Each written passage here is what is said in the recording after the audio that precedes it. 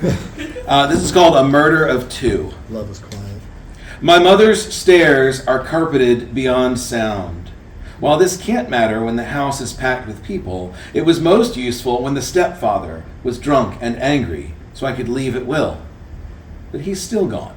Since November, he's been holed up in his office or away on speaking engagements, not that anyone knows or can know, because his reputation is more important than the truth. Though I wonder how we hide the absence of a scion come back home who is living out of his church. Thank God he is a workaholic and an alcoholic and sleeping with his secretary.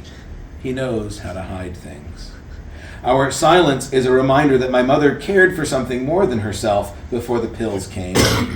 At the third step from the top, that stain that freed me remains. I won't let her clean it, and when I leave, I'll cut it out and keep its brown Rorschach blot to decipher my future and my past. People only see him in his Sunday best, veneered in black cloth and the mask of incense and Eucharist, but we know the sinner under the clothes. And on Thanksgiving, my prayers were answered by knee and fist. Head bleeding, face swelling, I looked at him and smiled. I pushed my blood into the steps' plush pile, stood and walked into my room. He did not move. When he heard the clutch of the Polaroid, he uttered, "Fuck." A moment later, a door slammed. We haven't seen him since. Who would believe a man of God could be so violent? Donna follows me, though she knows where we are going. She's raided this medicine cabinet weekly for fen-phen. It's the halcyon you want, Donna. Just tell Jay it's X. Should I shove them down his throat? No, you want it to look natural. He's drunk and wants to fuck. Tell him you want him to take them. He will. How many do I need? How many will he take? I don't know. Probably 2 will do the trick. They're the strong ones. He'll take a handful if he thinks he can rape you again. More would work faster. How many can you get him to take? I don't know. I'll take the whole bottle. Donna walks back downstairs. I face the stained mirror and stare. Who would believe a man of God could be so violent? Donna, again, there are 5 different narrators that tell the story. And Donna is a musician, and she is performing on stage and noticing everyone looking at her. This is called Those Christian Boys. Their words fall from my ears. Their art can't turn my heart. But I thank them, precious things, only hoping that they will buy our album. Singing, I see the lightning leap from me to strike the eyes of a luckless boy. I know him from school. He sings, but not like me, and he swims or dives.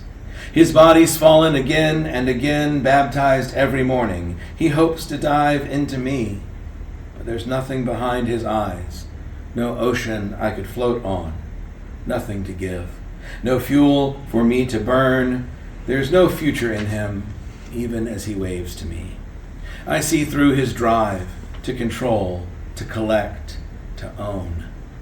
We are nothing, but I will be his for this song, because that's the part I play. I am a nymph and a star on the stage. I balance desire with indifference.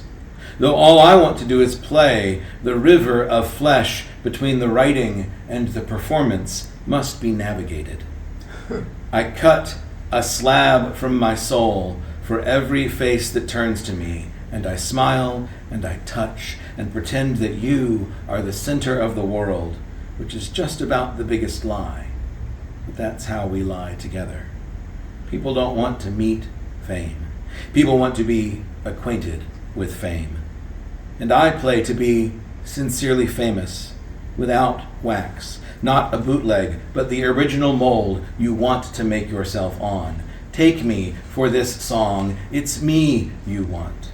And I will give and give and give until I belong to everyone. Somebody said you can't say soul no more. Somebody needs to stop talking like their mouth is the hands of men littering the grounds of orchards, while the smog of progress is swelling, bleeding through the horizon's trees. You take the very last measure of my endless religion as branches scratch, rain embraces, starlight taps on walls. I take measure of the distance from the door into the dwarfed whiteness of loss. Your voice intones with prophecy, two words that leave the womb as flowers, two worlds that join the earth as seeds. I nod, as if I'll ever know what you mean. Sing in me, muse, the words to loose the hold of killing things. I remember our last conversation about what you miss in translation, inspired by yet another mass. You taught me Homer says, iron attracts man. The magnetic gunmetal draws men in, draws me in, draws us in, until we build a blockchain of dead bodies. All our credit double spent on thoughts and prayers, covering up the lie that we want to melt what we cannot mend, to make spaceships, not drones, to make peace, not war. America loves the report of a gun more than the echo of children's laughter. So what we grow is slaughter. We water our fields with bullshit so deep we can't tell our bias from a lie. Don't swear a gun makes it easier to kill and say, that's that.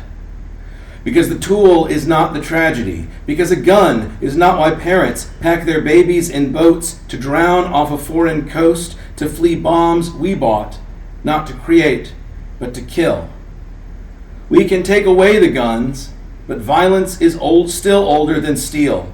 It's even older than iron or brass. Before metal, there was glass. Before glass, flint and bone. The fault is in hard things. The hard things are in us alone.